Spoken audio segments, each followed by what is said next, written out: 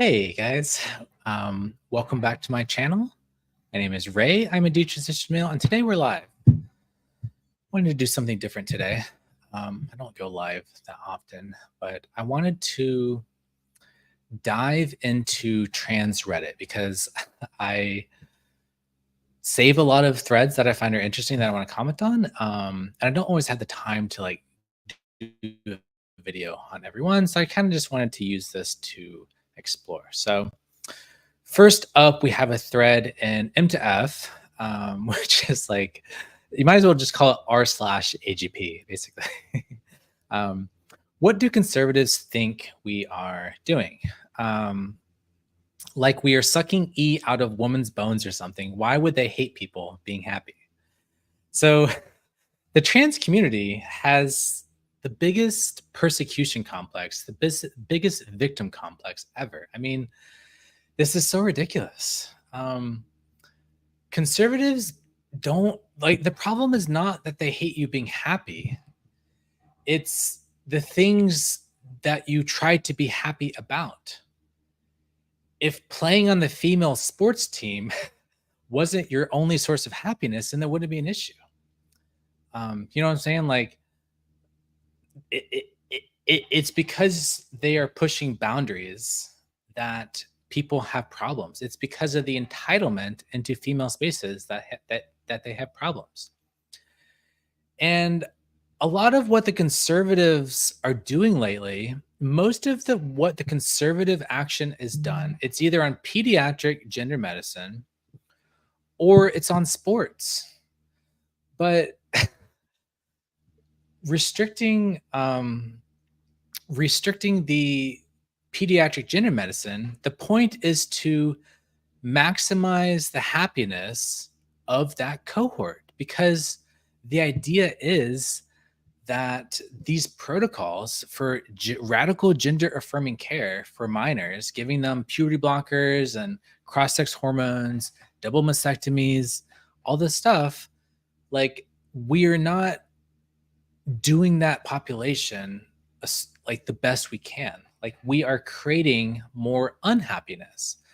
So to say that conservatives just like hate trans people and they want them to be unhappy, I mean, I just don't really think that's true. Now, are there conservatives out there or tradcons who have, really rigid views about gender and stuff? Yes, absolutely. Particularly if they're, super Christian, fundamentalist, evangelical Christians, because, there's like those verses in the Bible and like the Old Testament that say like, it's like a sin to for a man to wear a woman's clothing and for a woman to wear a man's clothing. And some people like take that really seriously and very literally and think that's like handed on from on high, and they sort of like object to transgenderism, broadly speaking, from like a religious perspective. But a lot of conservatives, like they're not like conservative in that like fundamentalist, absolutist religious sense. They're just, you know, they just sort of aren't woke, because anything that's not super progressive is conservative for these people. It's like, what's conservative is to be just like not hyper progressive, hyper woke. Like if you just are center right, which is like, or that's like a lot of people in the so-called conservative movement who are pushing back against gender ideology, they're like center right. These are not like ultra conservative people. And like often the like objections to this are based on the consideration of trade-offs, because if it makes a trans woman really happy to go into the women's restroom, but it makes a female, like a woman, unhappy to go or to have that person in the bathroom or the changing space or the locker room or whatever, then it's like, whose happiness are we prioritizing? Like, why is it always that we are only supposed to think about the happiness of the trans community and not the happiness of women for whom there exists a conflict. And at this point, the trans activists are going to say, like, well, not every woman has a problem with us. There are a lot of, super libbed out, progressive, trans allies, women who, sort of yes queen and invite these trans women. In my sense, it's sort of a performative allyship. It's virtue signaling. Like liberal women, progressive women, they like really care about their like social status or like reputation of like who's more woke than everyone else. Like, are you, playing all the proper politically correct, games and stuff. So let's suppose that liberal trans woman invites the trans woman into the space. Well, there's going to probably be a subset of women who aren't comfortable with that. And like, does the liberal woman have the right to override the unhappiness of other females who feel like they deserve to have that space? So I don't know. It just seems like there's just this huge persecution complex. If you convince someone that there is an even lower class than them that is causing all of their problems, you can rob them blind and they'll thank you for it. So we don't have to imagine or to just like we don't have to imagine if there are problems. There are problems. There are problems with gender ideology right now. So it doesn't require this like conspiratorial,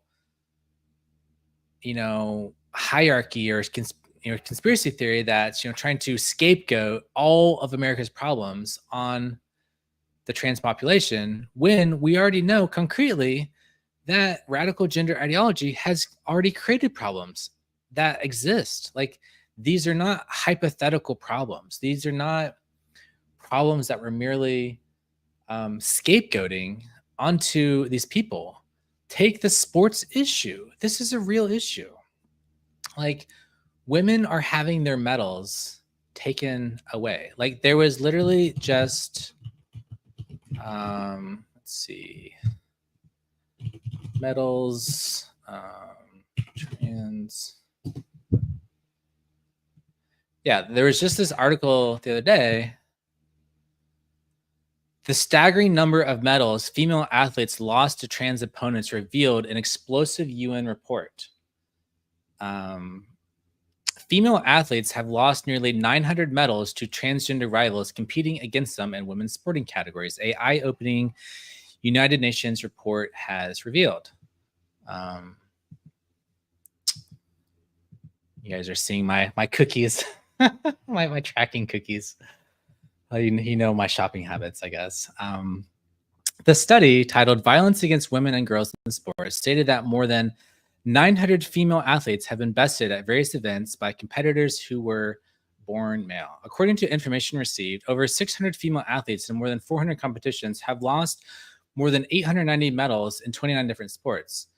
So when these trans women are like, why do they hate us? Do they think we're sucking the E out of women's bones? No, but you're taking medals away from female athletes. So we don't have to fearmonger or boogeyman or to speculate about hypothetical scenarios. We already know that there's concrete issues, and they're limited to these particular domains. And if the radical gender ideologues did not double down on every single one of these points, then it wouldn't be an issue. But the radical trans activists refuse to compromise on anything. They refuse to reflect on anything. They just are so bought into their own social justice bullshit. Like, they're so high on their own moral superiority that they just think that anyone who pushes back must be like a terrible person who's doing it only out of animus. Um, Love your work rates, hugely underrated. Thank you. I appreciate that. Um, so I kind of have been suspecting lately that my channel is on a shadow ban or a visibility ban because um like a few months ago I was getting like a lot more views, like a lot more traffic, a lot more growth in my subscriber count, and then like suddenly like the traffic just it just like disappeared. So I don't know what's going on. Maybe it's just in my head, and like maybe the problem is I'm not putting out good content and I just need to try harder and do more. But I spend a lot of time on this channel talking about like kinky stuff, like stuff that's sort of like not safe for work, talking about, sexology and paraphilias and all this stuff. So um yeah, I kind of suspect that there's like a shadow ban. So it's like nice when people like appreciate what I'm doing and like because it keeps me motivated to do this. And yeah, thank you.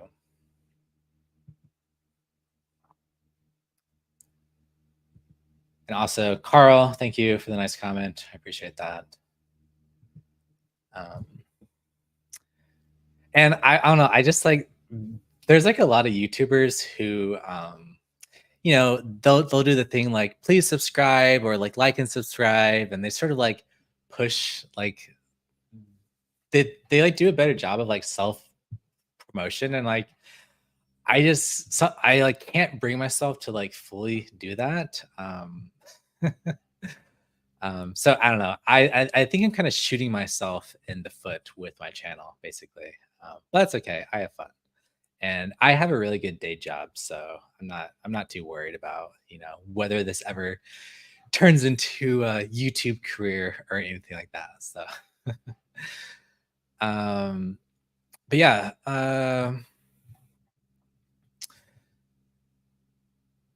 conservatives have moved from using race like they did in the 1960s when LBJ said that to using trans folks in the 2010s and 2020s. They used gay folks in the 1990s and 2000s, but they pivoted to trans folks when gay, lesbian, bi people got more socially accepted and homophobia wasn't as socially tolerated. Okay, so this is like insulting to black people and to like on so many levels. I feel like trying to compare the social justice movement for trans rights, like radical trans rights, like pushing for self ID, like trying to push radical gender ideology, and like comparing that to the like civil rights struggles of like black people or like gay people. It's like so insulting because think about it, like a trans woman, a trans identified male, like that person, like he has all the same rights as a gay male. Like he can get married to other males. He can, if he gets discriminated on the basis of being a gender nonconforming male, like there's already legal protections for that. Like we already have legal protections for gender nonconforming males. We don't need anything else for trans because trans is like it's made up. It's like a made up metaphysical category. We already have legal protections against gender nonconforming in like males.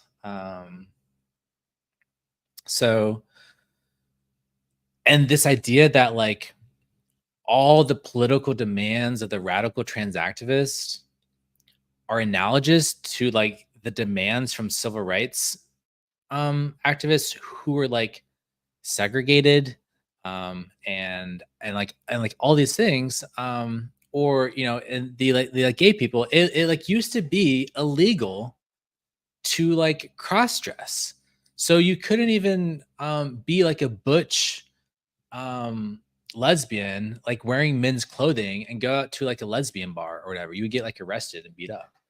um so like but It's not illegal to be trans. You can walk down the street and have your trans identity in your head, and that's not illegal because we already have protections for gender nonconformity in males.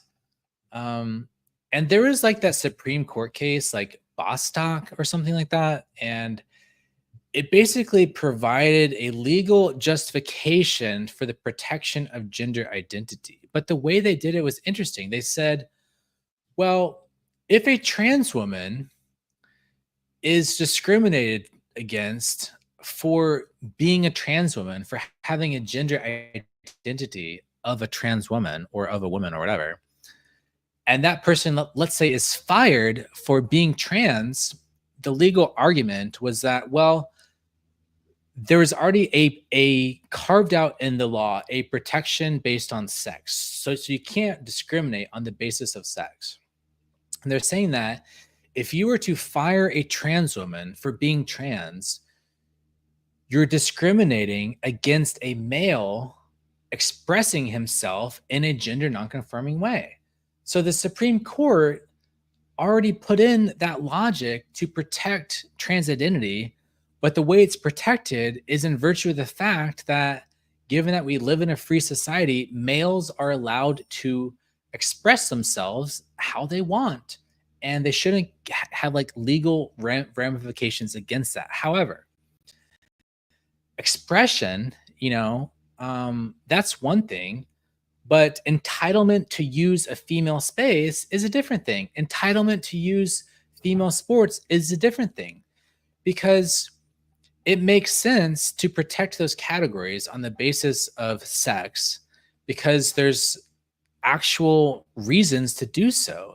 Like, it makes sense to separate private locker room changing spaces on the basis of sex because I don't know, it's just common sense. You don't even have to argue for it. Like, because you don't want men with penises walking into a space where women are getting naked.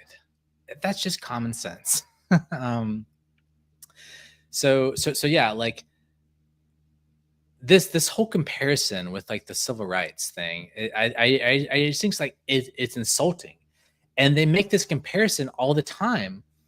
They think that, like, oh, if only the progress of civilization marched on in this Whig history towards progressive idealism, then all these policies that they're pushing for, like playing in the female sports, pediatric gender medicine, access to female prisons, access to domestic crisis centers, access to locker rooms, all this stuff, like radical self ID, all this stuff.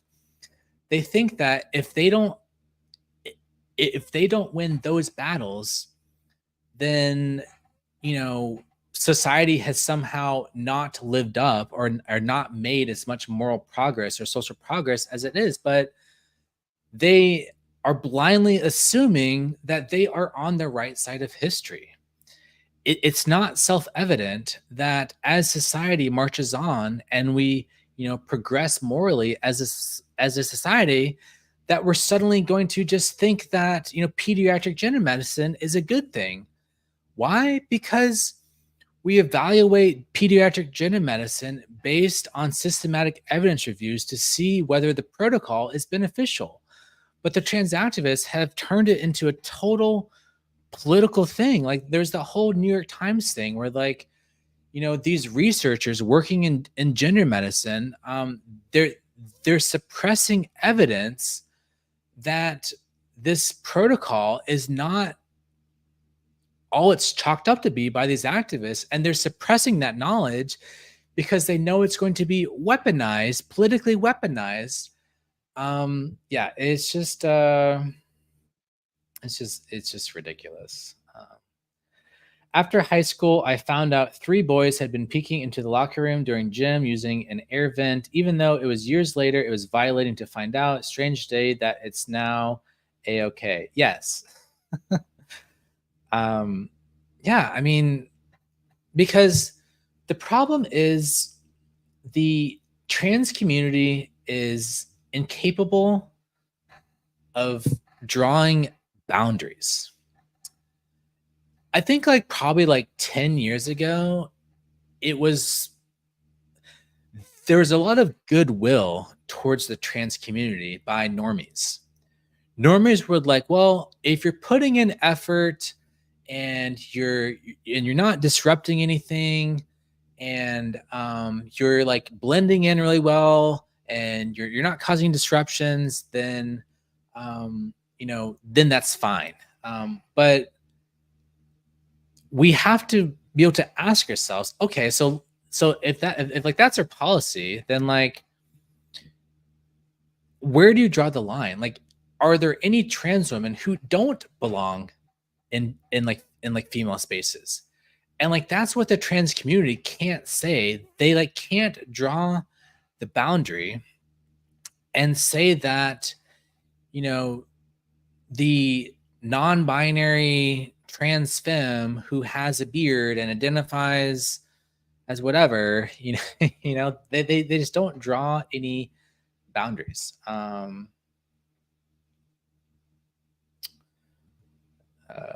You could start guesting on other shows to get over the shadow ban. Your voice is needed. You care about people and include biological females as people you care about too. Yeah, I don't know. Like no one invite. I don't get invited onto things that often. I don't. So, I mean, I'd be happy to like go on other people's channels. I've been kind of itching to like debate some trans activists, but they're not really interested in debate, really.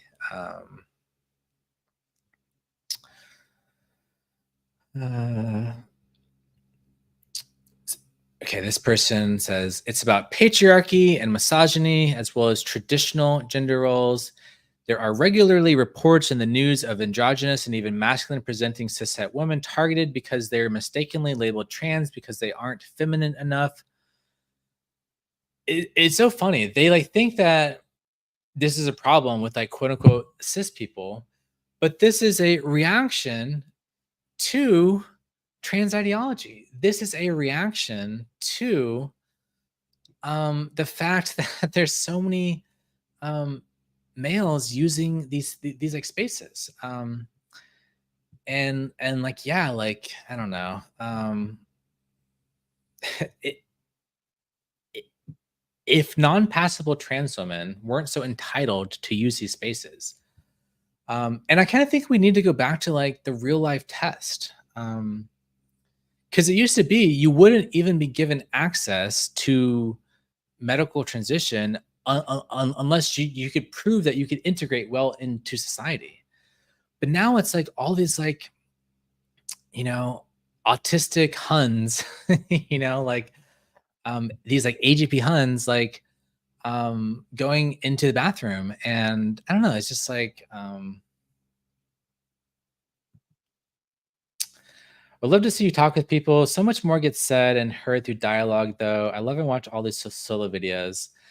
I do have some interviews planned. I think I mentioned a while ago, or like a couple weeks ago, that I'm interviewing Dr. Ray Blanchard and Dr. Michael Bailey on my channel. I'm actually conducting both of those interviews tomorrow, so that should be good. But yeah, I think I would like to be more involved in like the I guess the discourse, I guess.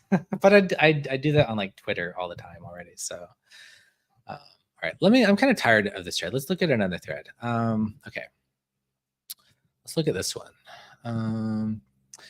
Do you think it's a bad idea for people without dysphoria but with euphoria to take HRT? So this is pretty common. I used an app to make some femme versions of my face, and when I look at them, I can't help but notice I really wish I looked like that. In general, I think I would be happier with a more femme body, no body hair, longer head hair, and a femme-looking face. However, I don't really feel too much discomfort with my current body because in a lot of ways it's already fairly femme, and there are some masculine aspects of it that I like. I also definitely don't have any bottom dysphoria and like wouldn't want to have anything different done down there. Complicating things more, and I don't really feel much of a gender identity. I don't really care about pronouns or changing my name or socially transitioning in general. If I were to transition, I wouldn't mind switching pronouns to she, her if that were more straightforward for other people. Why would that be more straightforward? What kind of twisted logic is that? Why would it be more straightforward to call a man she, her? um, it's like you, you have to go through mental gymnastics for that, particularly if you don't even have the gender identity of a woman. If you don't even quote unquote feel like a woman, why would it be more straightforward for people to use she, her? I mean, that's crazy. Like there's such an erasure of gender nonconformity. There's such an erasure of femboys.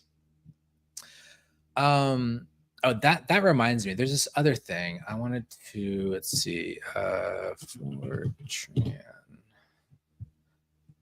Um.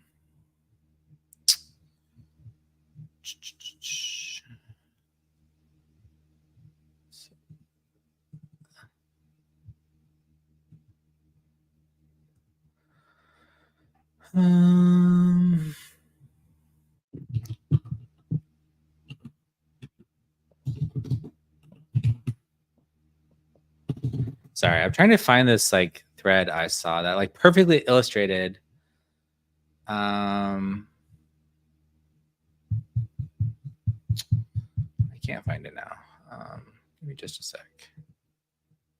Had to do with some drama with a Finster.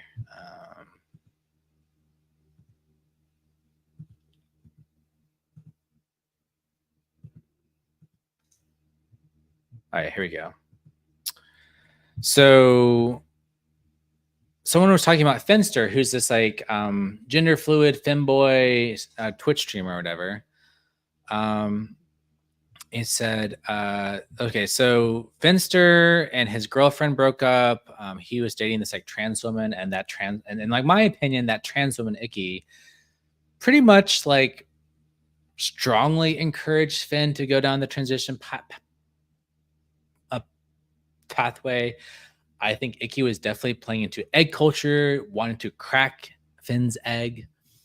And so they broke up. And since someone said, in before Finster detransitions. And then someone said, okay, this is the crazy thing. I cannot believe this. Someone said, I honestly wouldn't be surprised if Finster detransitions. Finn is weird and enigma.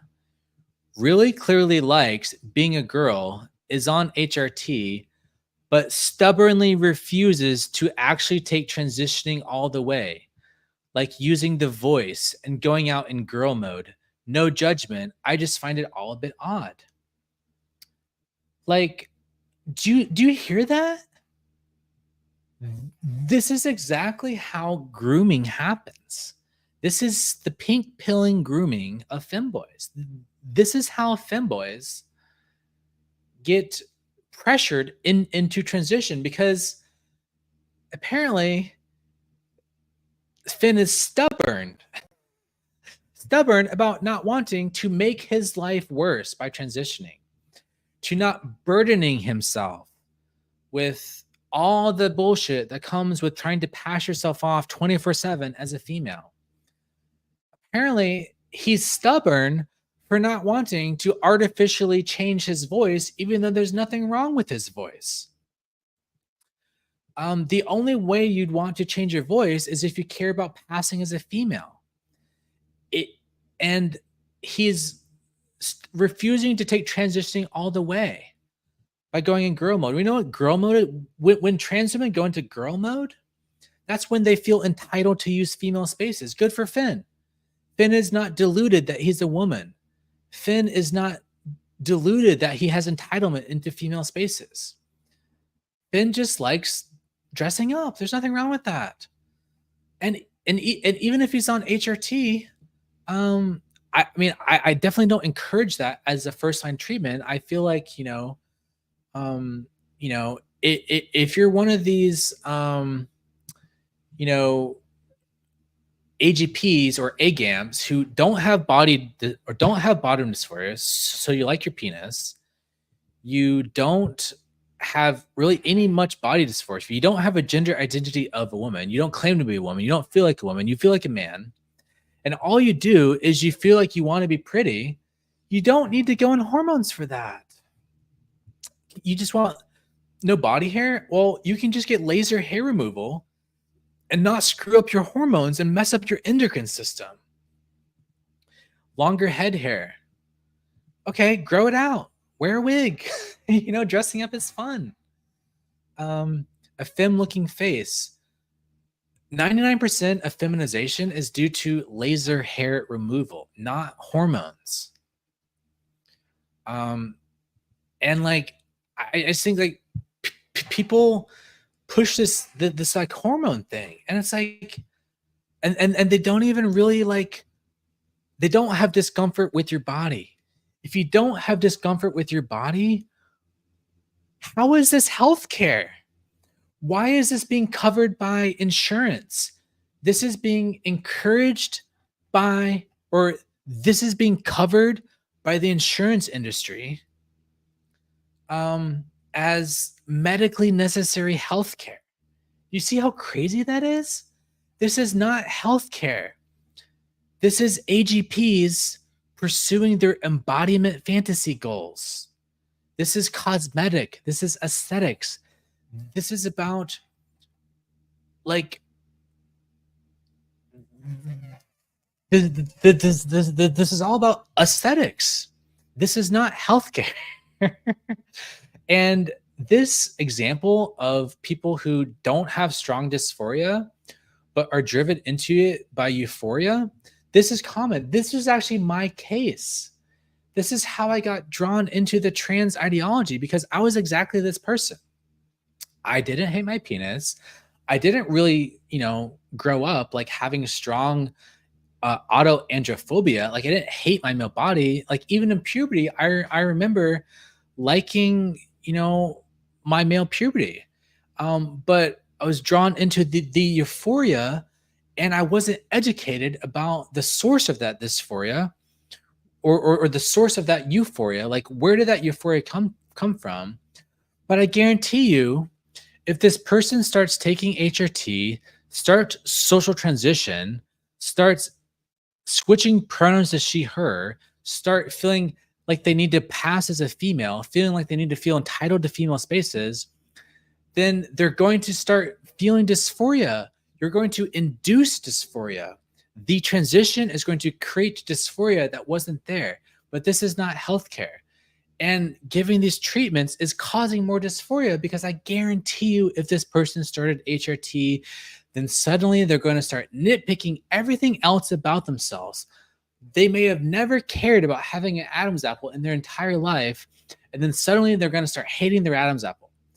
They never cared about their voice, dropped from testosterone, until they start wanting to pass, and now they hate their voice, and they start artificially restricting their voice.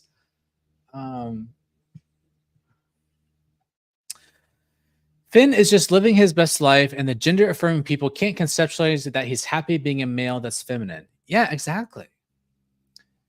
And I think a lot of this comes down to the fact that there's so much autistic black and white thinking in the trans community, because like autism is rampant in these communities, and the most symptomatic, like classical feature of autistic cognitive thinking styles is black and white thinking.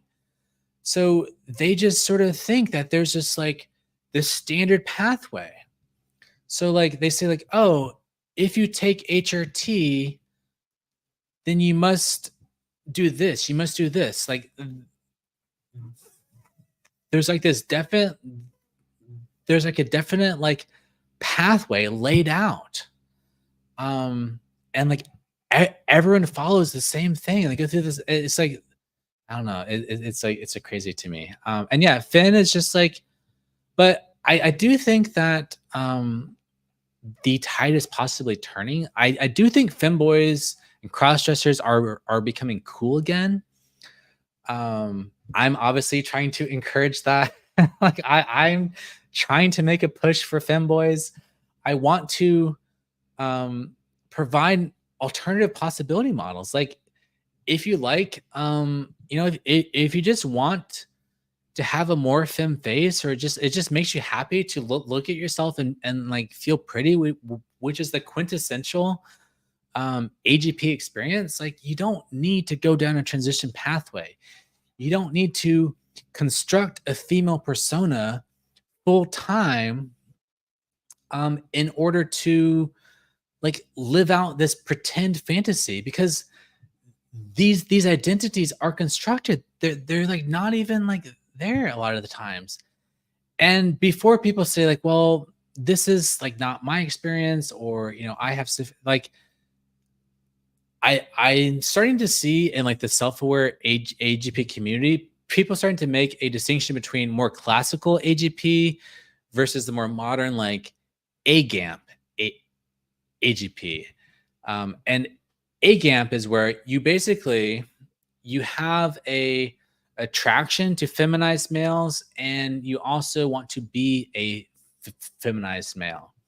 And this is very common. And like it's like, and for that cohort of AGPs, or the AGAMPs, like you don't have bottom dysphoria, and you don't like strongly despise, you're not revulsed by your masculine body. You just get really happy when you're pretty. But like this is not healthcare. This is not medical necessity. Let's see. Reasons to take hormones: less body hair. You don't have to get hormones for that. You can just get laser. Fat redistribution. This rarely does anything. And also, this whole concept of fat redistribution, it leads to so much unhealthy, disordered eating patterns in the trans community. Like it's like very common to do these radical weight cyclings. They'll like intentionally gain weight in the hopes that the fat will redistribute to their boobs and their ass. Like, and there's so much unhealthy disordered eating in the trans femme community. um like imagine intentionally making yourself unhealthy in order to redistribute your fat, and then you screw up your metabolism, and then like you can never lose the weight, and you end up just making yourself obese, because I don't know, there's like there's like a lot of like problems with the way people think about weight. Let's see, here's a question. Do you think someone who is exclusively androphilic and grew up as a gay man can be AGP? Theoretically, yes. In theory, yes. Because and like I really recommend this podcast, The Navel Gaze. So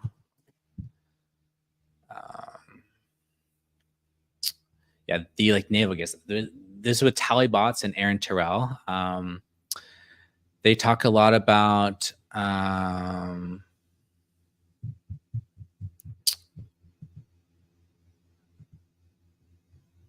like meta attraction.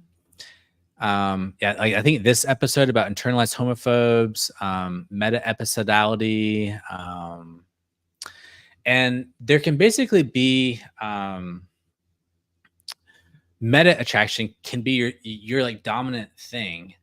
And a lot of people think that like when these Blanchardians are talking about like meta attraction being like, they like think it's like, oh, if your androphilia stems from meta attraction, from inversion, from like autosexuality, then like somehow that's like not real, or it's like not it's like fake or something. But that's not what it means. It's just about postulating a neurological or cognitive mechanism that explains the patterns. And I'll tell you a story. I met a gay guy the other day who, in all intents and purpose, you just think is like a regular gay guy.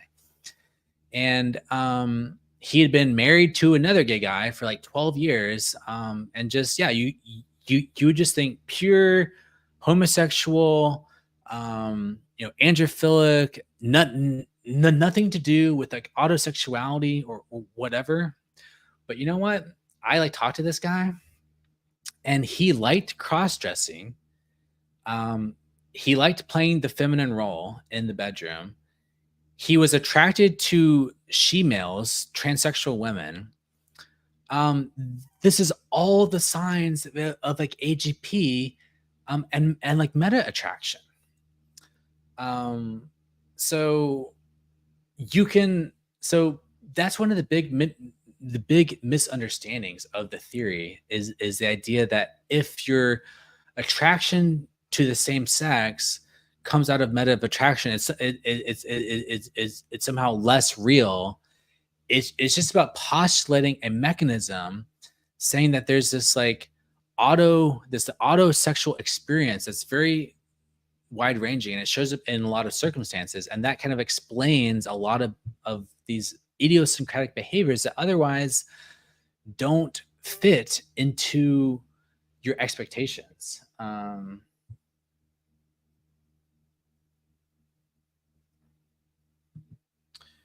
Trans subreddits seem unhinged. Absolutely.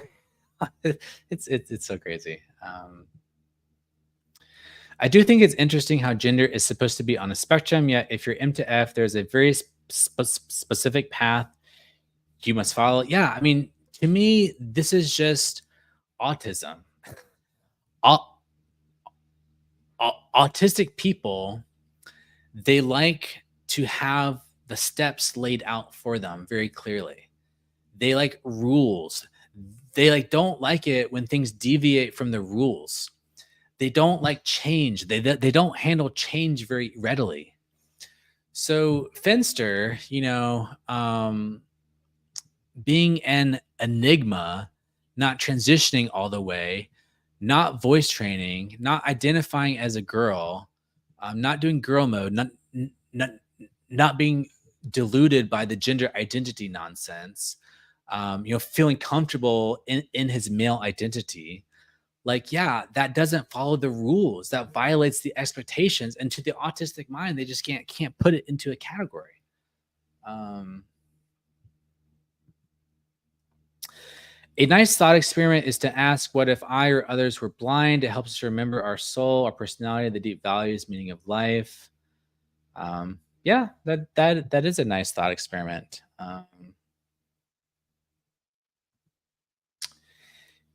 Eating to gain more fat while on E sounds like bodybuilding, but in reverse. Yeah, totally.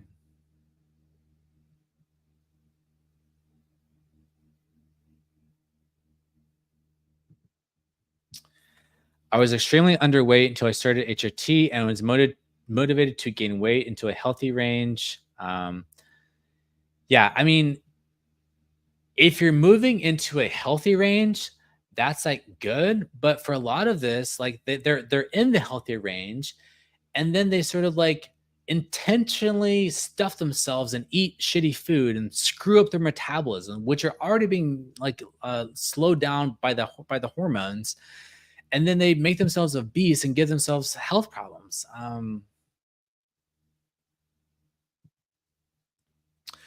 Why is this a thing? Being agamp is a curse. Yeah. I definitely have mixed feelings about my own autosexuality and like yeah, I think it's a curse. Like it's hard to live with. But I mean it's fun. I don't know, but it definitely makes dating hard. Um it's just like your like dating pool is like so small, which is why all these agams date each other. Because that's why T for T polycules are so common, is because yeah, like it's like hard to find, yeah, like love because I don't know, it's just like it's like hard to be agamp and like because it if you are agamp, you often still have a lot of allosexuality. Like you might have a desire to be with women, but most heterosexual women don't want to be with like a feminine man. Some do, but those are in the minority and they're hard to find. And there's such a demand. Like there's way more submissive men looking for dominant women than there are dominant women who are because like those are the types of women that are into like um like AGAMPs and AGPs and stuff are like the more dominant women who have that more dominant energy. But they're few and far between. And there's like a supply and demand issue. So you kind of have to like, and I think that's why people get pushed into the transition pathway because they just think that transition will expand their dating pool, and it'll allow them to date while they are maximizing their euphoria, so they can have the most euphoric dating and sexual experiences possible because and like also it allows them to be a chaser without actually being a chaser. um, do you think HSTS should transition?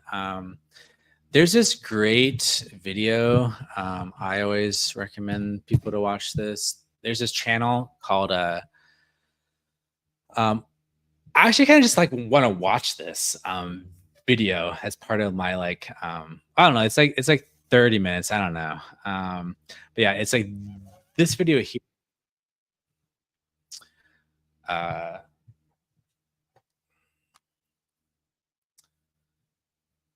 by Kai Decadence. So Kai Decadence is a femme gender not conforming gay man, and he basically shares pretty much the exact same life story as Blaire White, except rather than transitioning and going down the HSTS pathway and taking on this identity of like a trans woman and getting like medical interventions and using female spaces and all this stuff and trying to pass himself off as a woman and identify as a woman, as a trans woman, all this stuff. And I know technically Blair has said that she knows that she's like a man, but she still uses female spaces. She still kind of like, identifies as like a trans woman. Trans woman is like part of her identity. So Kai sort of like shows that transition is not a necessary thing for HSTS. It's like not a inevitability for highly gender nonconforming, effeminate gay males. And often it's due to these effeminate, gender nonconforming gay males growing up in very conservative environments, and experiencing homophobia and an internalized homophobia and femphobia and sort of thinking that they'll never find love as like a feminine gay man, and so they just go down the transition pathway, but like it's like often a form of like escapism. um and let me see.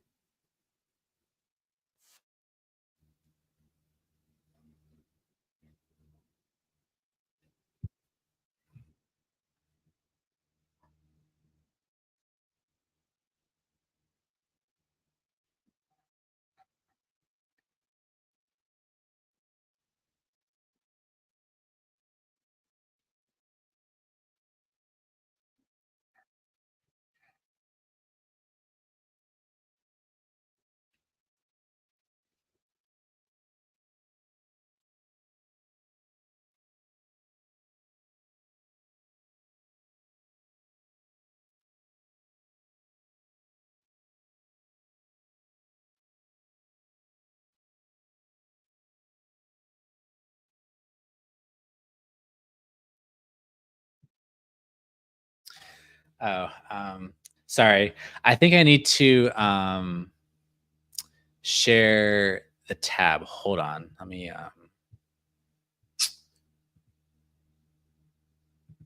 share this again. Um,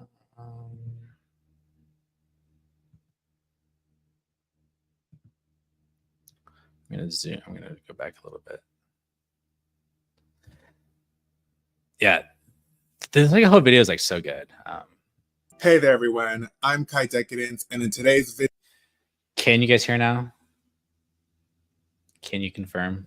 video, I'm going to be doing a critique commentary on the trans-identifying man that is Blaire White. As someone who is gender critical, or just honestly pro-reality, who does not believe in transgender ideology and sees it for the societal lie that it is, I've had my critical eye on Blair for quite a long while now, and I figured that it was about time to take him to task. Blaire White has been lauded as one of the good ones, someone who is true trans, aka someone who is quote-unquote actually trans, whatever that means. And I've even seen some people who claim to be against transgender ideology.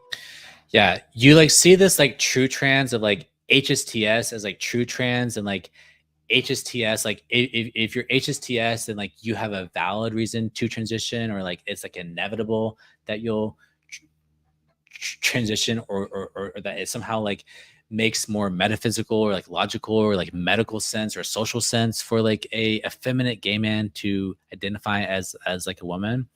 But this video is really nice because it totally deconstructs that true trans argument and shows that HSTS also do not have an inevitability. An effeminate gay man is not inevitably needing to transition, needing to take on the identity of a woman, needing to use female spaces. It is often a compromise.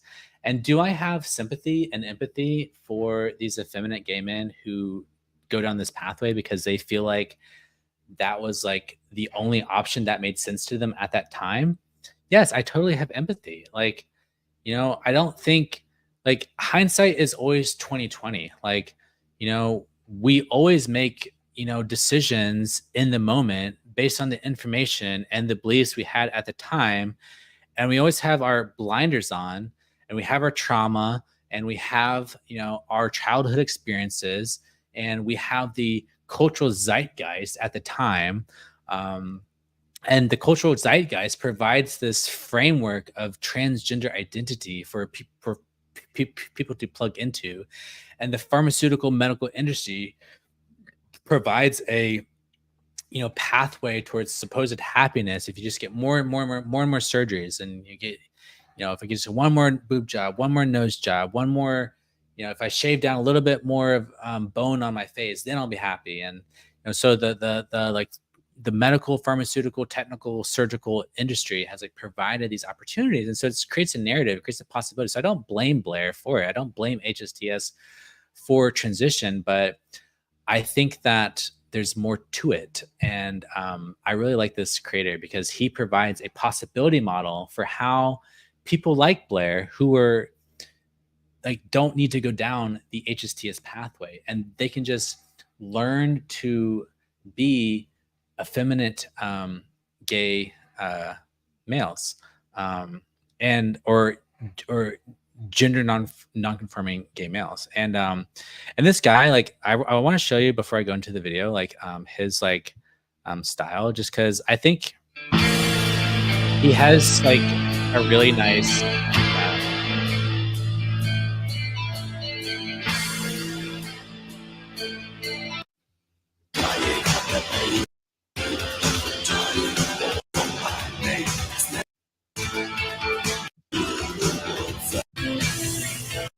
so he doesn't use female spaces. He uses male spaces. He identifies as like a goth, and this is kind of like like this is how gender nonconforming used to be back in like the 80s, when there was like these goth subcultures. Like, goth used to be like a outlet for gender nonconforming in like males, and you can develop a style. You don't and you can be femme without taking on the identity of a woman.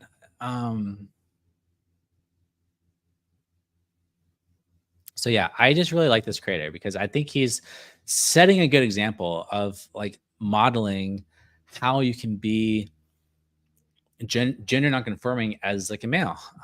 And you got to be the change you want to see. And so many people are like, oh, I like am feminine and I got a weird look when I went in the bathroom. Getting a weird look in the bathroom is not an adequate justification to go in the female bathroom. I hear so many trans women tell the story of like, oh, I was using the men's bathroom and the man walks in and said like, oh, am I in the right bathroom? And as soon as that happens, now the trans woman, the trans identified male, feels justified to use the female space. That is not a good argument. Why not normalize saying like, yes, man, you are in the right space because I'm a man. I'm just a gender nonconforming man. That's what we ought to be normalizing rather than normalizing males going into female spaces. Why don't we normalize men feeling comfortable being in spaces with other gender nonconforming males? Like this is a male problem. Why are we pushing off our problems onto women? Women's only space. You have to and even go as far to say that he really is true trans, which is absolutely ridiculous. And in this video, I'm gonna outline why, as well as speak on the frank truth about him. The point of this video is not to maliciously attack Blair. It's simply just to point out the things he does and pushes for under the guise of the quote-unquote true trans narrative, which is just as toxic and ridiculous as the louder trans rights activists who come off much more aggressively in your face with it. And more importantly, if you really are someone who wants to see the transgender ideology go away, or at the very least, get out of legislation and children's school curriculum, you must be critical of all the ideology, not just what you find convenient.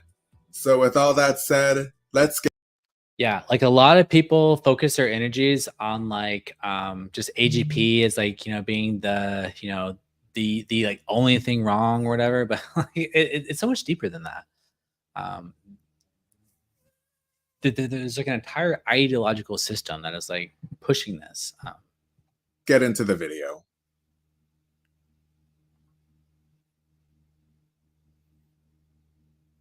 So there's quite a bit that I have to say about Blair, but I think that it's very important that I go a bit into what I learned about his past, some of which I've known about for a long time. Trans women used to self-police and avoid women's spaces if women were afraid of them. It's easy to tell when women are afraid of you. Now trans women feel entitled regardless of women's comfort. Yes, this is the problem. Because the trans community does not want to put a boundary on anything because they feel like if you put a boundary, if the trans woman community self-policed and said, if you still have visible beard shadow, you do not belong in the women's space. Or if you still have your penis, then you don't belong in the women's space or whatever. But the trans women don't want to put a boundary on that because that's not being inclusive. And it's saying like, oh, like that's cis heteronormative to expect that, trans women have to perform femininity for you in order to have their identity as like a woman validated. So it just goes directly into the extreme self-ID ideology that says that, the only thing that defines womanhood is the subjectivity of like identifying. It's all about identification. So it's not about passability, because I think like passability, that's assimilationist politics, that's respectability politics, that's cis heteronormative politics, and like that's bad because that's not inclusive of like non-binary people. Or the classic example is this guy, Alok. Actually, hold on.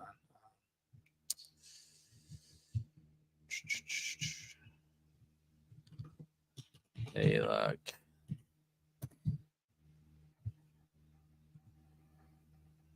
The other day I was using the bathroom and this older white lady said, "What do you think you're doing, sir?" She pointed to the door and it was like, "This is the women's restroom. If I walked into the men's restroom in this dress right now, there's a serious chance that I could be attacked." I just said, "I am a woman." And then she said, "You must understand why I was confused. When women see me, they're trying to protect this category that they belong to. Women do patriarchy every day." The other day, Apparently, it's doing patriarchy to think that that's a man who doesn't belong in the women's space. Can you know how crazy that is?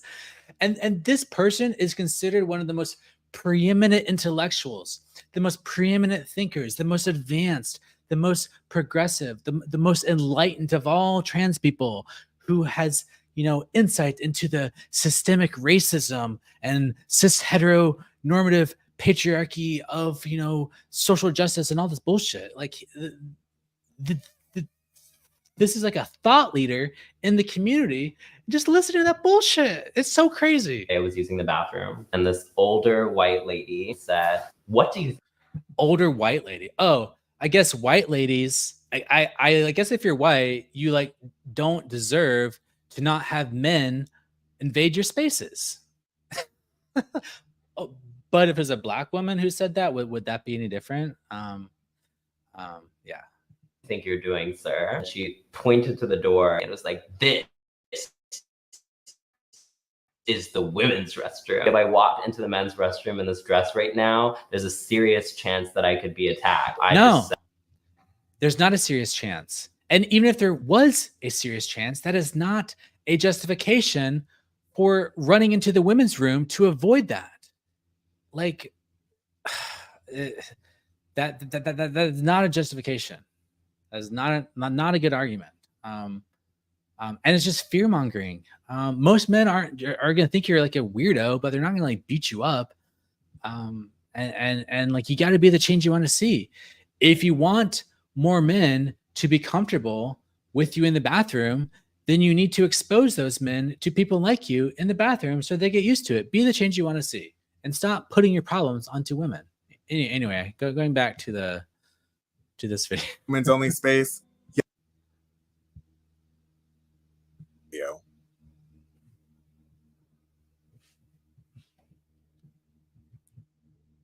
So there's quite a bit that I have to say about Blair, but I think that it's very important that I go a bit into what I learned about his past. Some of which I've known about for a long time now, and how it most definitely played a significant role in what made him fall down the delusional path of thinking that he's quote unquote trans. I'm gonna be explaining this in a summary rundown type of way, so anyway. Something that I've noticed that not many people seem to know about Blair's past before he joined YouTube, at least from what he had shared in his old live streams from the early 2010s that he used to do that he has since taken down or privated, is that his family, quite frankly, were a bunch of traditional conservatives, and more importantly, his parents never accepted him when he started exhibiting gender nonconforming tendencies. When he was around the age of 10 or 11, when he expressed interest in wanting to grow his hair a tad longer like that of a skater, his parents disapproved of this vehemently. One of the things my grandma brought up was, your grandfather still cannot get over that at your 8th grade graduation, you didn't cut your hair. Because when I was in 8th grade, that was when I was first starting to kind of come into my own, like barely at all. Like I had hair the length of just like a little skater kid. Like you guys know, like little old school, like emo-ish skater haircuts, like maybe an inch of hair.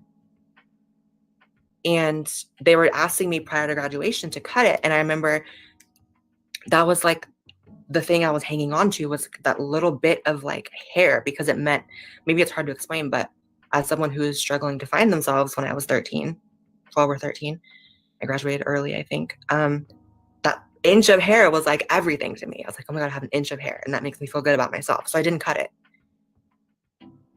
And I couldn't wrap my head around today having this phone call with my grandmother saying that my grandfather doesn't want to see me because in 8th grade, I didn't cut my hair for graduation.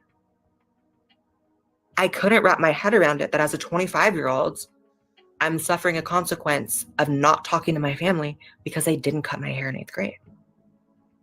So they told me the reasons they don't want me around is because I didn't cut my hair for 8th grade graduation, because it was an inch long, because I posted something angsty when I was 15 on Facebook, and because I wasn't at the hospital for my dad's death when no one told me he was dying, even my dad. It was my dad's decision to shield me from it. But again, I keep telling myself, it's not that. It's that I'm trans. Those are the scapegoats they're using. Those are the excuses because they don't have the strength to tell me, you're a tranny, fuck off. So can you imagine if Blair grew up in a household that encouraged her to be gender nonconforming as like a male and said like, you're a little boy and it's okay to grow your hair out long. It's okay to be gender nonconforming and you can do all those things and be a boy. That doesn't make you a girl.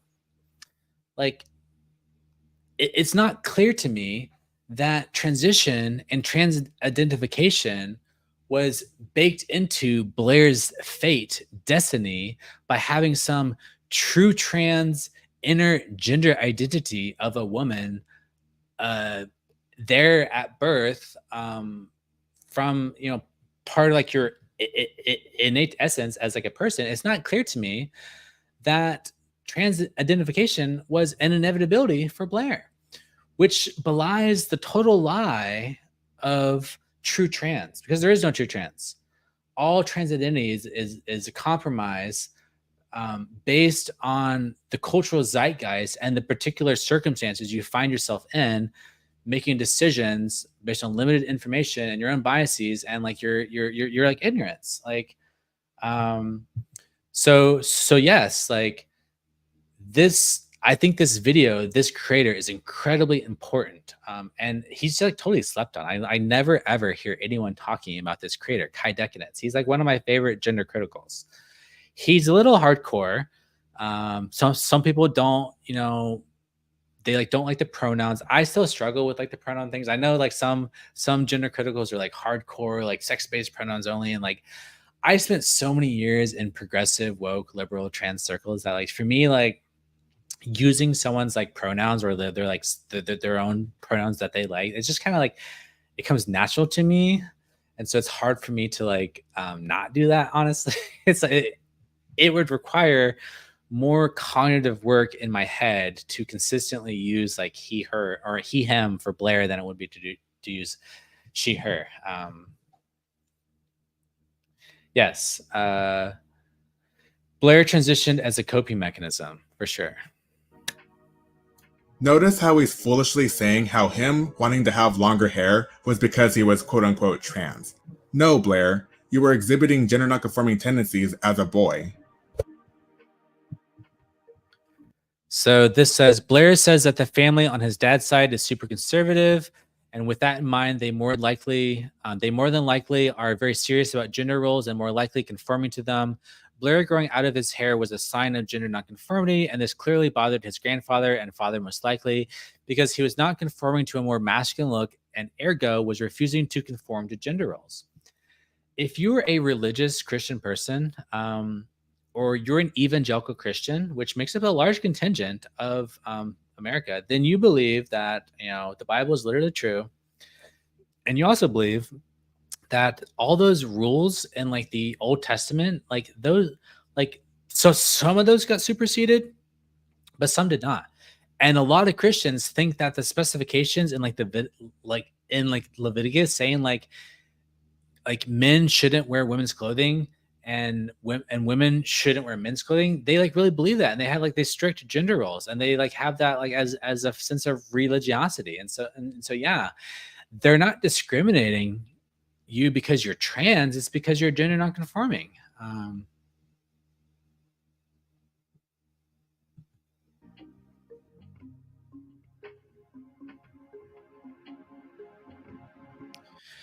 His family's non-acceptance of him isn't because he is trans, it's because he is gender nonconforming. After all, his family exhibited discomfort with him after longer hair way before he started calling himself trans, and this was just a clear sign of them not being okay with him flirting with gender nonconformity via his longer hair.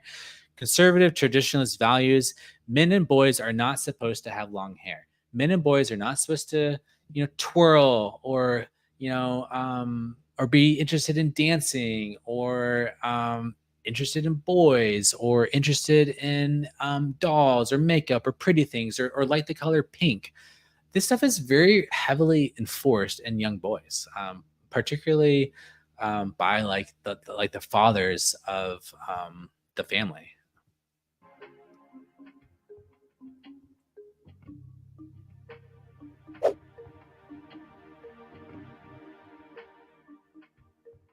Already dealing with the disapproval of his preference and appearance as well as his sexuality from his family at large, along with the likelihood of experiencing some bullying and or judgment from his peers, this kind of hardship also carried over into his dating life, where he experienced difficulty when trying to date. In the gay dating scene, masculinity is vastly preferred over femininity in men, even the majority of feminine. It's easier to accept people like Blair who transition because they were mistreated as kids than adults who transition for fetishistic reasons. Yeah, I mean, I definitely see that for sure. I mean, but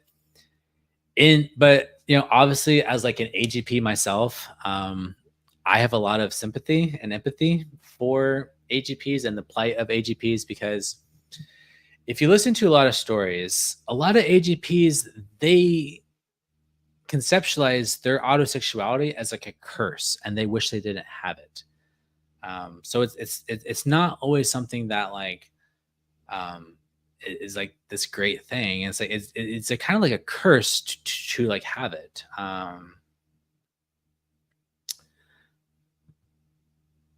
Thank you, Marty. Appreciate that. Where do I buy my wigs and how do you keep them in good condition? You're asking the wrong person. The only reason this wig looks nice right now is because I just bought it. It's like actually the first time I'm wearing it. And I got it on Amazon. I was just browsing. I don't spend a lot of money on wigs because I'm not trying to like pass like super realistically as like a woman or anything. It's just fun for me. I just like to dress up. So whenever I post like a picture of like a wig on like Twitter, I always have people telling me like, oh, that's a shitty, party city, costume wig. You look terrible. And it's like, bro, I'm like not trying to pass as a woman. That's like the beautiful thing about being detransitioned is like, I no longer have to judge my validity about how well I can imitate the opposite sex. So like, I don't care if I have like the nicest wigs or the most like expensive wigs or anything like that. It's just it's just fun. And then as far as like taking care of them, honestly, I've not been taking very good care of my wigs precisely because they're like inexpensive. But I mean, ideally, from what I've read, you put them on like a mannequin head, and then you brush them out, you like brush them, and I don't know. I actually haven't like looked that much into like how to properly wear wigs or do wigs, and there's so much that goes into it that I'm not aware of. I'm like definitely a wig amateur for sure, but I'm trying to learn. I definitely appreciate the super chat. That's actually my very first super chat I've ever gotten. So thank you. I appreciate that. And gay men much prefer more masculine leaning men over other feminine men. Not that it would really matter with Blair, because he obviously preferred masculine men as well. He made a video venting about how difficult dating was for him, feeling that he was too feminine for gay men to be attracted to. However, so Blair looks awfully AGP right there. I mean, come on, like, how is that not like AGP? And also, going back to our early conversation about whether someone can be androphilic from a young age and have that androphilia be a result of autosexuality. People like Tolly Botts, who's like a really strong believer in like the meta attraction autosexuality stuff on like the Navel Gates podcast with Aaron Terrell. Both Aaron Terrell and Tolly Botts would say that Blair's is likely her gender nonconformity and interest in men is a result of autosexuality being manifested through meta attraction. And that would be like the primary mode in which that inversion gets manifested is with the with like the meta attraction, which is why you can sort of be similar, or you can be entirely attracted to like men because you don't have the normal gynephilia, but you do have the gynephilia for yourself. And it's just like, yeah, and I don't know, that's kind of like a tangent.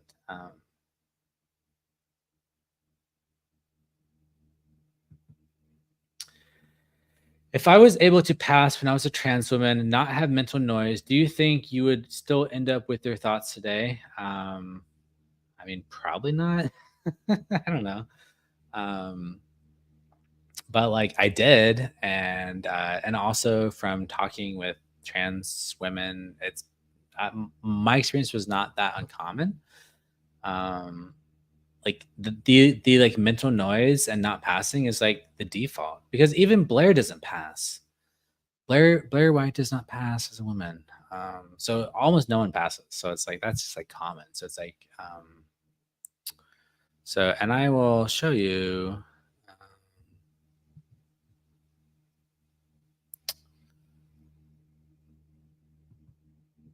Has no right accessing women-only spaces that were not made for him in the first place. As Magdalene Burns once said, I understand why women don't want to misgender or make these guys feel bad, but at the same time, women aren't taught to stand up for themselves, man. Stand up for yourself.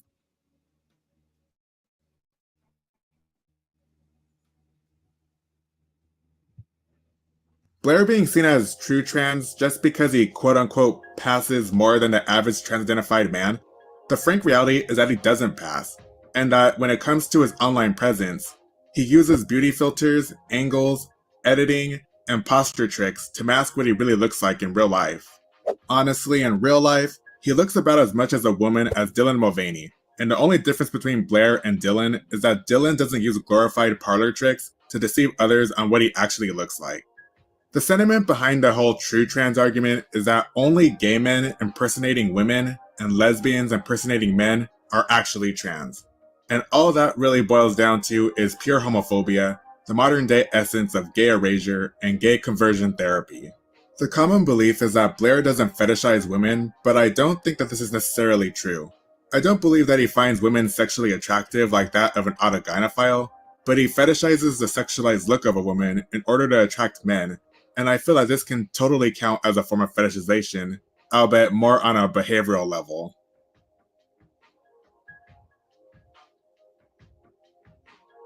The truth about... Yeah, I think that's a really good point. I love this guy. This guy just like gets cut straight to the heart of the issue, and just like demolishes this true trans bullshit.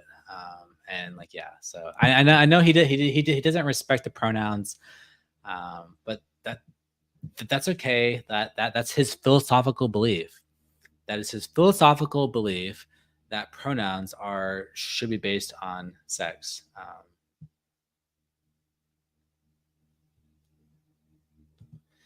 Yeah, this is essentially what Tally Bot says as well, and like Aaron Terrell on the Navel Gaze podcast, is that most male gender dysphoria, or like actually even in like females, it comes out of a philia, a like love, and like more specifically an autosexuality that often gets manifested in like the meta attraction. Blair is that he's a covert trans privilege activist. He's not as aggressive or in your face compared to the average TPA, but he still uses TPA tactics. His method is simply agreeing on surface level things that don't affect him. He doesn't have children, so it's easy for him to speak out against trans kids. He's not an athlete in sports, so it's easy for him to speak out against trans-identifying men competing in women-only sports. And he already has a boyfriend and doesn't mind being treated as a fetish object by closeted men, so it's easy for him to speak out against trans-identifying people demanding people to date them. But again, notice how he tends to avoid things like using women-only restrooms, locker rooms, TSA lines, and or changing your legal documentation, like changing your sex on your social documents. And again, notice how he hasn't spoken about the hashtag #LetWomenSpeak movement, and how he hasn't condemned the men who terrorize the women who attend the events, or how he hasn't spoken about what he thinks about Kelly J. Keene and her fight for getting all men out of women-only spaces, regardless of who the man is or how they identify as. Blair simply speaks on the surface-level stuff that doesn't personally affect him, with the hope and expectation that he will be given the special privilege to be seen as the exception and be allowed to use women-only spaces with no objection. And when it comes to the topic of trans children, the frank reality is that Blair can speak out against the concept of trans children as much as he likes, but the simple fact of the matter is that he is a walking billboard of the belief that one can change their sex and that changing sex is possible. And is this belief that is fueling the belief of trans children altogether. And when I was living in Michigan, all my gender dysphoria that I had experienced from age 5 and on had come to a really, really awful head. While Blair has never said that he knew he was trans as a child, he has said that he had gender dysphoria as young as 5, and the argument being used for trans kids is them having gender dysphoria. To be frank, gender dysphoria is not a thing, at least not how these people spin it. It's just discomfort with not fitting superficially arbitrary gender stereotypes, but with the way Blair says it, it's like he's insinuating that he was a trans kid without directly outright saying it. So how can Blair say that he doesn't believe in trans kids when he says that he knew he had gender dysphoria when he was a child himself?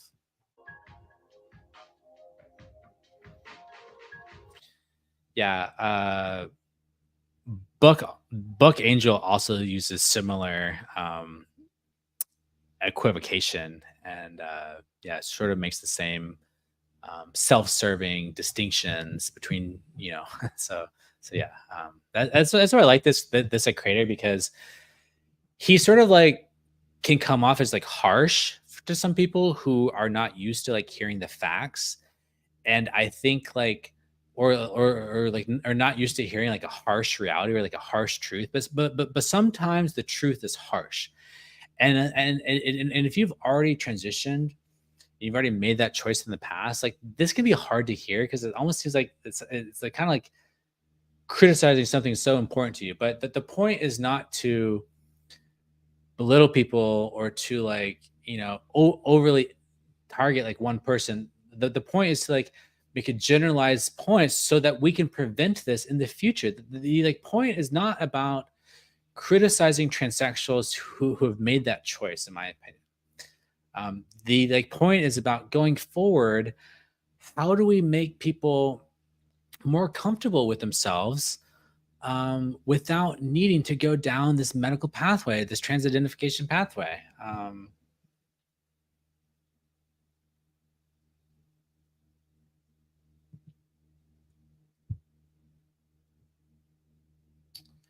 I personally believe that there's a form of AGP that provides comfort opposed to arousal. Yeah, I mean, totally. I mean, so if you go to websites like crossdressers.com, there's this whole side of crossdressers who,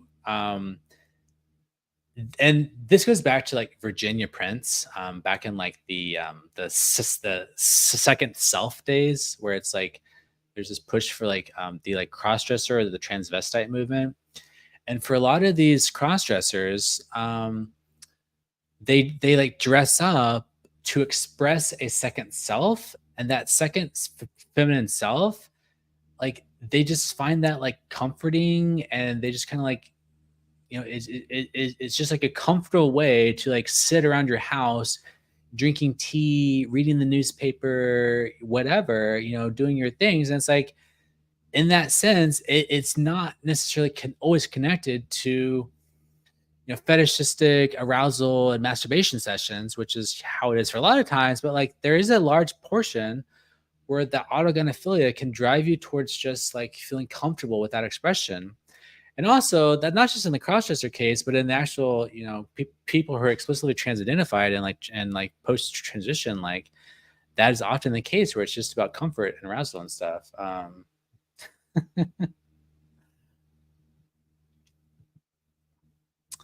Just enjoy being pretty. Yeah, I mean, yeah, I mean that's kind of what I'm doing now. It's like, I mean, I am like I would just like sit around like this, and like do I have like a fetishistic side that engages in, you know, more I guess explicit fun times? Yes, of course. Especially now that like I'm back on testosterone and I have like a active sexual drive, like yeah, I do have like a fetishistic side to this, but you know, that doesn't consume my thoughts. And also when like I can just exist and it just feels comfortable and it feels good and it's like and it sort of just feels, it just feels nice.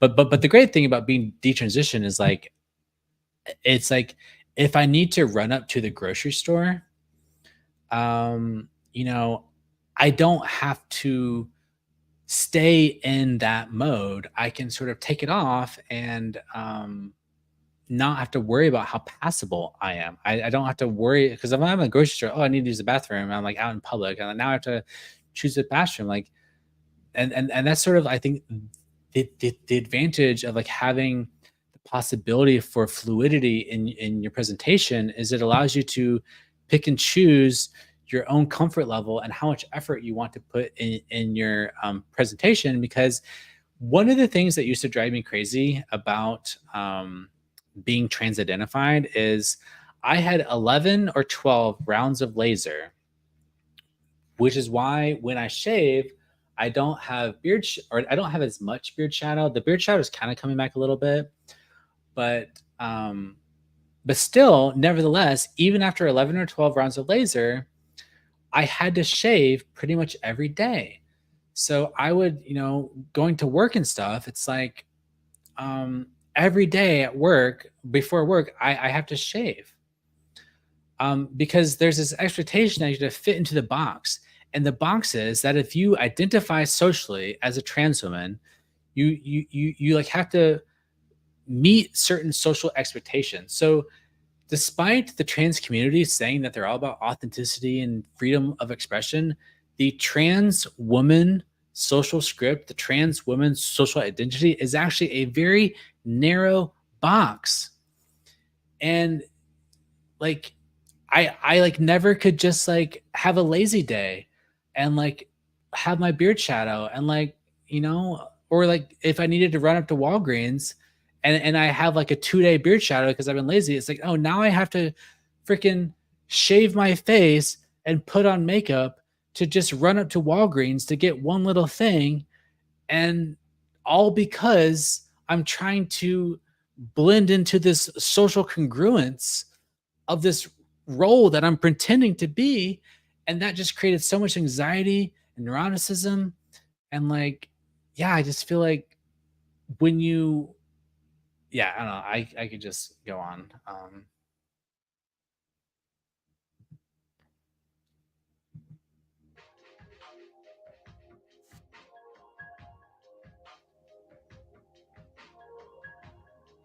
It's also worth noting that Blair was originally supposed to have a debate with radical feminist Magdalene Burns back in 2018, in which he avoided after initially agreeing to it.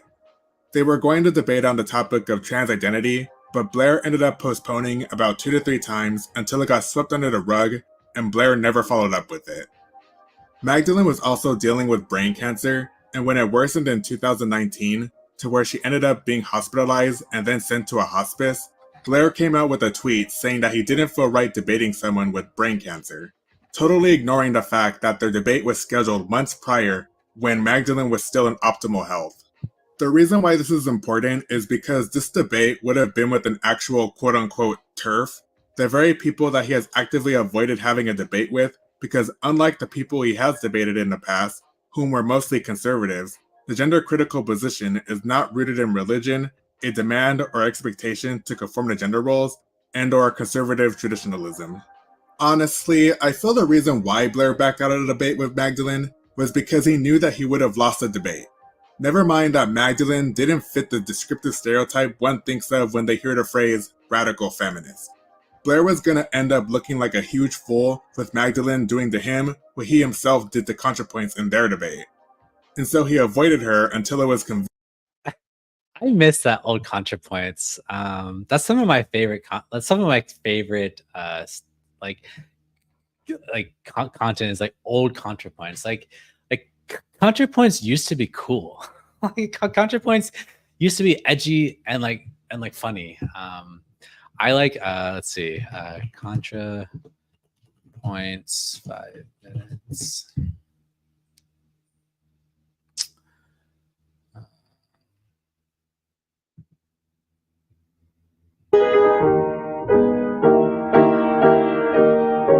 So I was 8 years old when I developed my first serious amphetamine habit. I am a person on the threshold of being unable to function in society. Hi, I'm Jackie Jackson, host of The Freedom Report, where every question is eternal. Should women be allowed to vote? Can black people do science? Is a cabal of Jewish elites colluding with the Trilateral Commission to turn Atlantis gay? I guess we'll never know. The important thing is that we never stop debating. I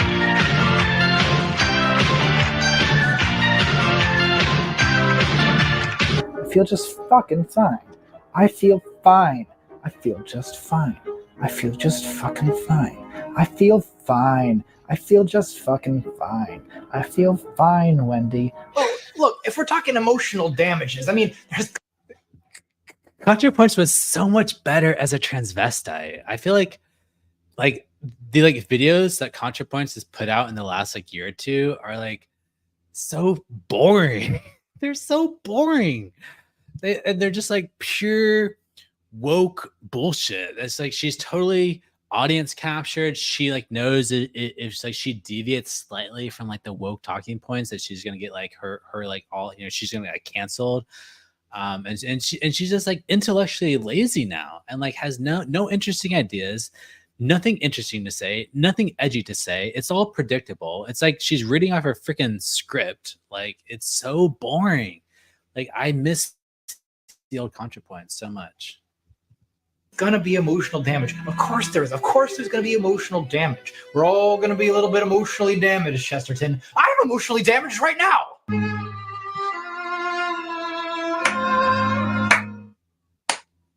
That was some good free speech right there. I totally just came. Well, not like those other creepy guys. I'm a cool feminist guy. I was looking at the title. Tell me I'm a cool guy who understands feminism. That'll date me. Tell me I'm a nice guy, you goddamn bitch. I'm healthy, goddammit.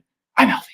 Well done, Blair. 300,000 views, 194,000 subscribers. I'm not bitter at all. Why would you think that? Do vaccines cause feminism? Where do gay people come from? What's really inside the moon? Fossils, are they real? Why is there no White History Month? What if dreams are the real reality? This is where mommy used to touch me. Brave is the word I want you to use when you describe it in the comments. Hello. I guess I should probably cut back on the drinking, but No, it was the little things. Fam, welcome to Trans Tips with Tiffany, with new feminization secrets every week to help you unlock your inner woman. I feel like ContraPoints just doesn't she like takes herself so seriously now. It's like and you can see the shift in that taking herself seriously is like when it was like after that gender dysphoria episode, as soon as she came out as trans, she had to memory hole all this AGP transvestic stuff, and then she put out that like autogynephilia video, and like ever since then, like her entire shtick is just a coping mechanism to deny the truth that she knows that she's AGP. Like she knows that her identity as a woman is so tenuous that she has to use her philosophical brain to rationalize everything. And like, it's all built on a house of cards. It's built on a foundation of sand. Her entire identity as a binary woman is so ludicrous, and it's so flimsy that everything else is like a coping mechanism, which is why she's now full-blown apologist for radical gender identity ideology. Whereas like back here, she probably would have thought all this modern woke shit was like total bullshit.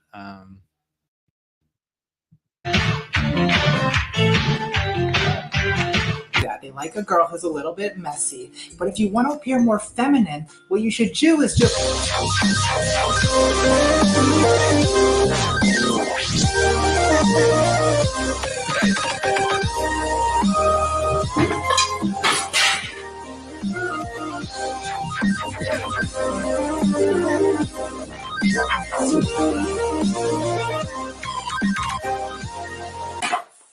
Hasn't always been easy, but on those nights when I'm scrubbing some 19-year-old bitch's strawberry daiquiri-colored vomit out of my upholstery at 2 in the morning, I try to remind myself, at least no one's ever again going to make me read the fucking phenomenology of spirit. Dost thou bleed? What? Dost thou bleed? I do not menstruate out of my dick, if that's what you're asking. Infiltrator, never canst thou enter the sisterhood of the blood. Good. I just want to pee. I don't want to be part of your creepy vagina cult. Oh.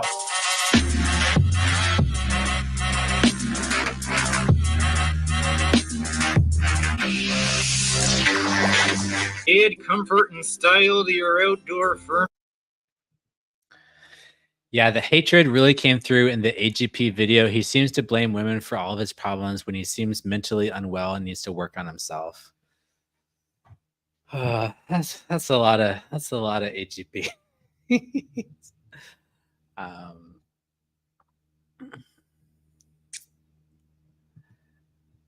I still have a vague hope one day Natalie will have a reality comeback.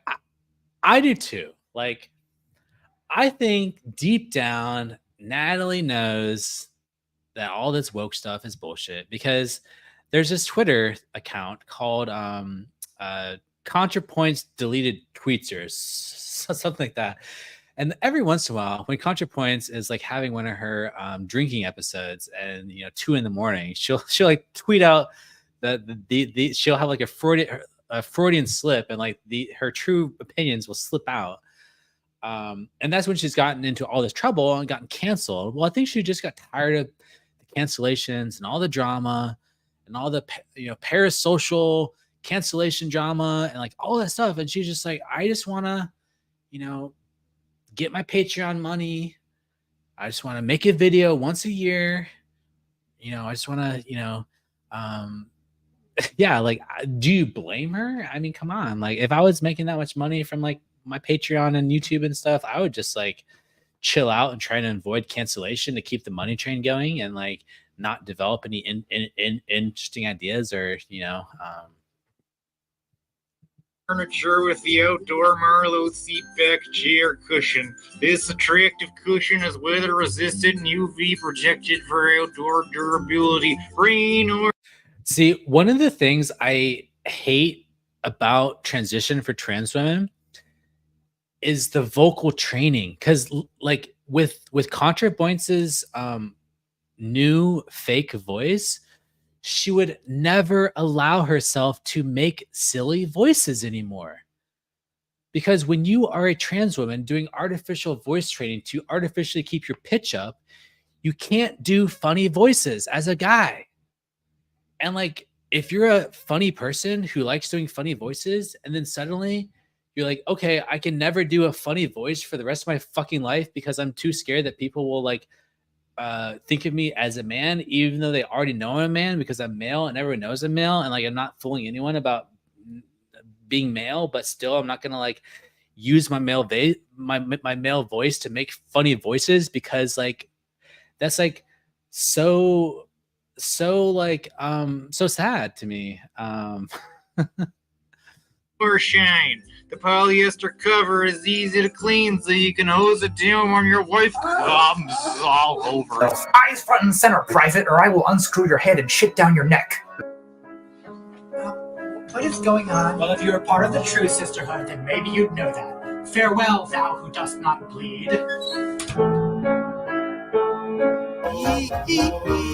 Earth angel, the one I adore, love you forever and evermore. I'm just a fool in love with you.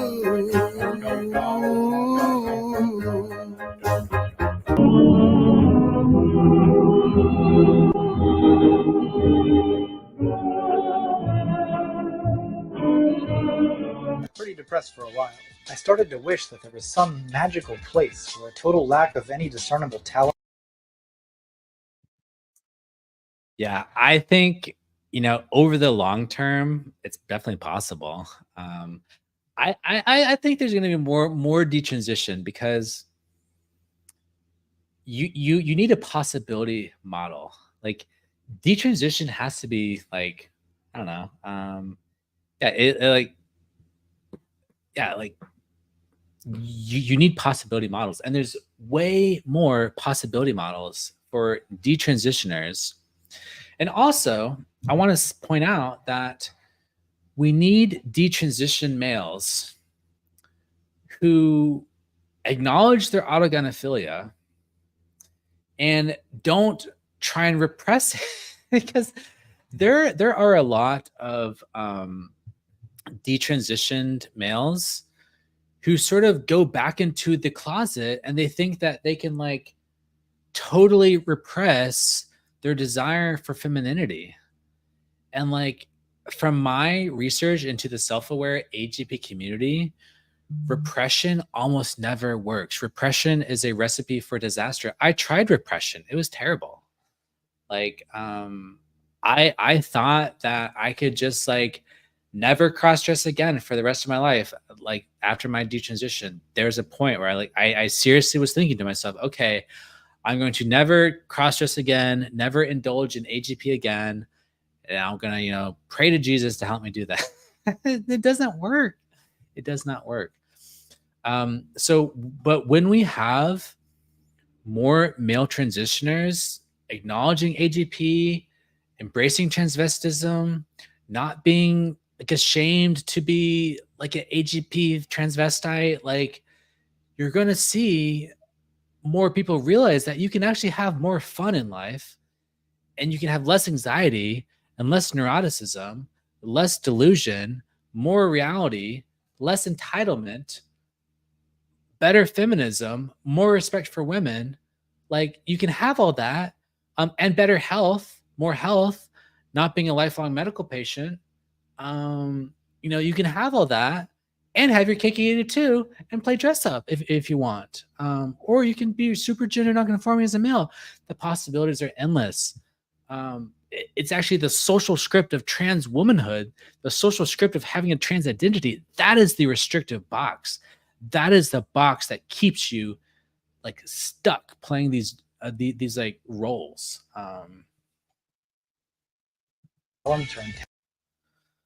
Intelligence or interpersonal skills had never interfered with anyone's success.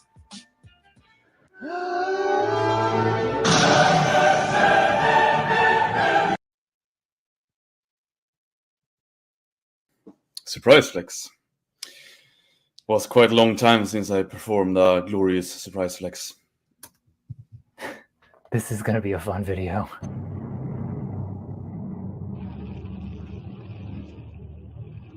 What is the color of night? Sacred by mother.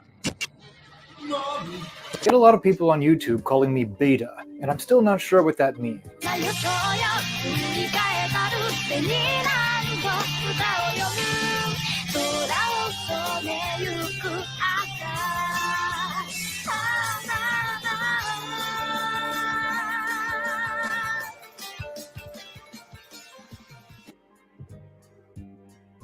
Fucking massive.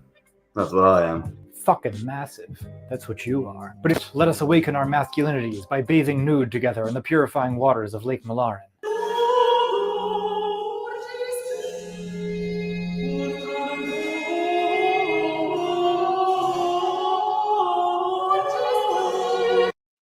Old Contrapoints was so much better. Like, compare this to that new bullshit Twilight video, which was the most lame analysis ever. That was such a boring video. Like, who cares? But this was like at least there was like edgy humor back then. Or like trying yeah.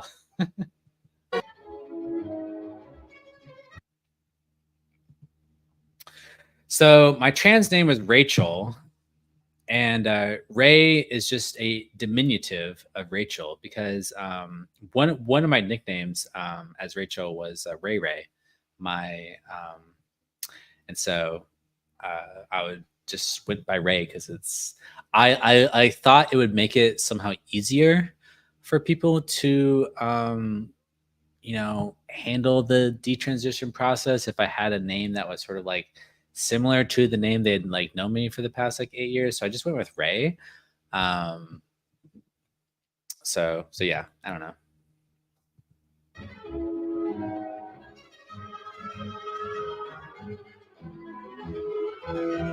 First and foremost, you are but a dog, and I am your master. Oh, geez, I'm getting all hot under the corset.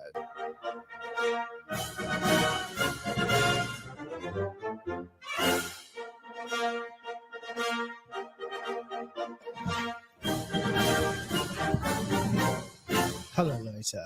Hardly feels like, because I want out, God, I want out. Part of my fucking tribe, and if you're gay, that's fine. Well, I'm not gay. Why would you think that? It's cool, as long as you're not a sissy prancing around teaching degenerate behavior to younger people. Well, I can assure you, there will be none of that on this channel. Snaky. So in a way, I regard it as beneath my dignity to make a video about Milo Yiannopoulos. But something's being beneath my dignity has never been enough to stop me before, and it certainly isn't going to stop me now. YouTube の皆さん、こんにちは。私はアリス。そして、こっちは妹なの。かわいいね。差しのものだ。And I think I've found just the man. His name is the Golden One. Exactly. See, we're on the same page. I don't know why gay people need to always be kissing in public, making a big spectacle of themselves when straight people,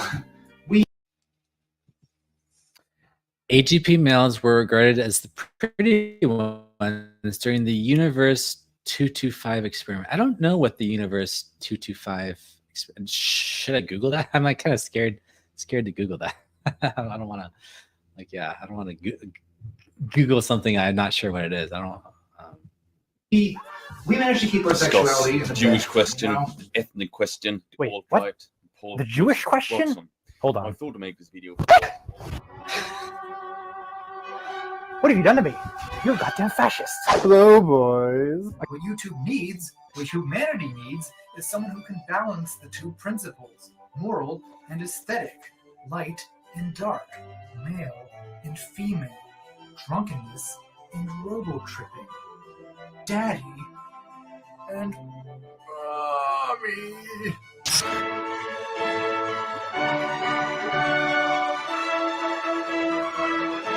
Oh my god, I am the chosen one. It is I who must bring balance to the force. I am rock and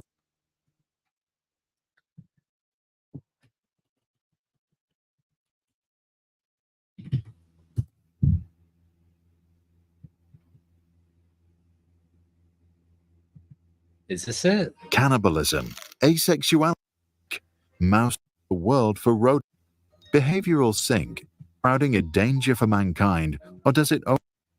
I don't know what that is supposed to be. Yeah, I don't know I don't know what that has to do with AGP. It seems like it's like rats or something. A rat utopia.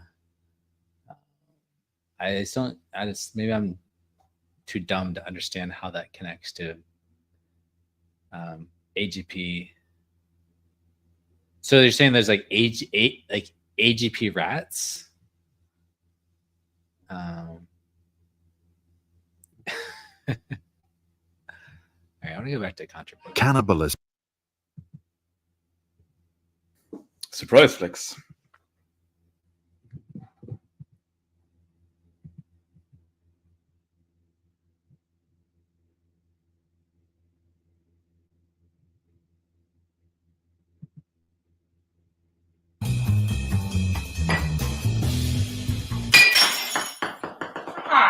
Luckily, one hero has emerged to champion freedom once again, and that man is no less than YouTube's own Dave Rubin, a man who loves freedom more than life itself, A man who may disapprove of what you say, but will defend to the death your right to appear on his program and spout racist bullshit without interruption or objection. A man who's prepared to water the tree of liberty with his own tears. Are you tearing up? You did something. No, it's that isn't.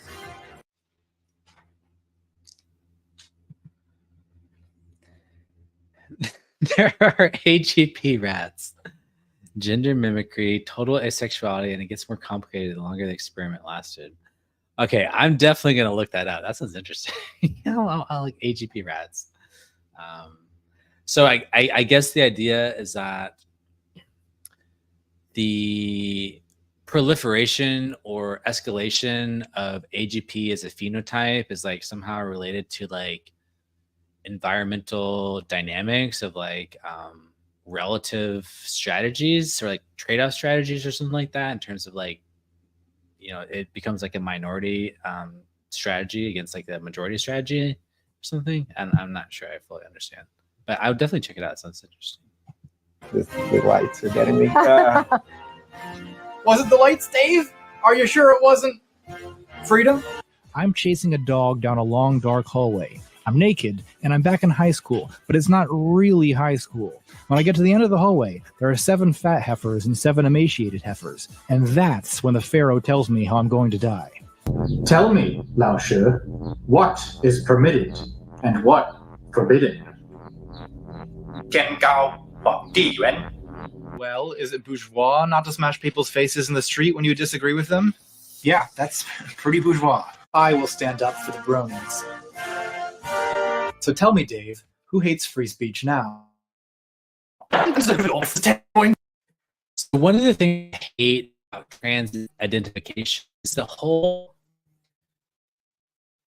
So the problem with gender identity, with needing to prove to everyone that you really are a woman, that you have this innate gender identity, that you really are entitled to use female spaces, that you really are entitled to play in the female sports team, is because you are a true woman on the inside. Well, the belief that you are a true woman on the inside is going to make it such that all your past, where you clearly were acting not as a woman, when there's an incongruence, and it's just obvious that you are a male, a man, acting like a man, thinking like a man, sounding like a man, and then you now have an incentive to memory hold your entire life history, which makes you who you are as a person. Which is why Contrapoints deleted all her videos, because they made her dysphoric. Imagine being an artist, a creator who's working on your art and creativity for like years and years and years, and then like suddenly like, oh, like the fact that art reminds people of the fact of the reality of that I have to delete all that and pretend it never happened, like erase my artistic legacy. This Old Contrapoints was so much better. And destroying that legacy as like an artist, because you don't want people to doubt your delusional construct that you built up to convince everyone that you're true trans, true woman, true binary woman, blah blah blah. It's just so sad. It's indeed.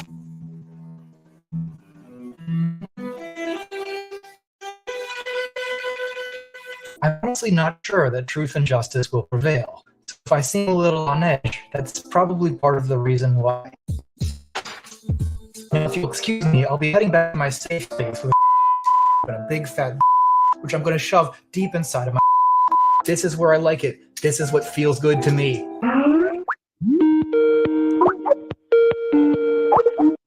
Hello, Comrade Trixie. Hello, Bruce.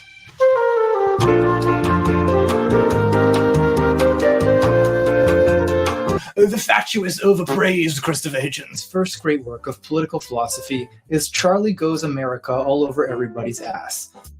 But also, don't tell black people to toughen up. That is the position of a 16-year-old.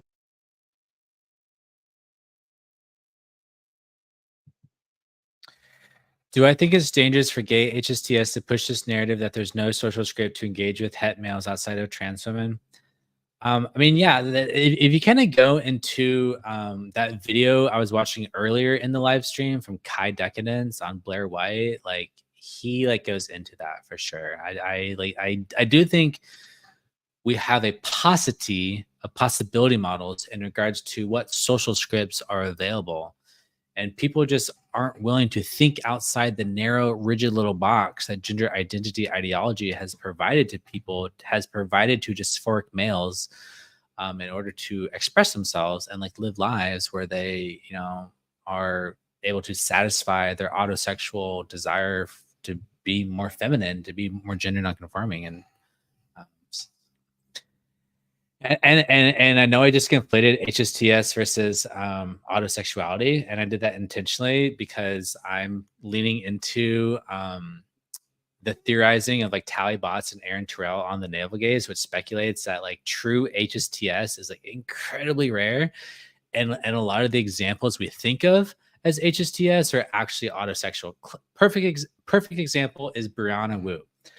Brianna Wu likes to make her sound like she was like an HSTS story, but it's clear as day to anyone with eyeballs who's familiar with like the, you know, with like AGP that her androphilia is a manifestation of autosexual meta attraction. It's just so obvious. And once you see it, once you learn that mechanism, just like a lot of stuff comes, like it starts making sense.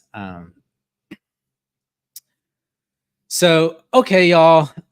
It is I've been at this for 2 hours now. This was fun. Thank you everybody for commenting. I'm gonna do this more often because like I don't know. I enjoy yeah, I like this format. I like interacting with y'all. And I kind of like this this whole like Twitch stream react to YouTube video type content. It's so easy to do. It's like, and it's not like the navel.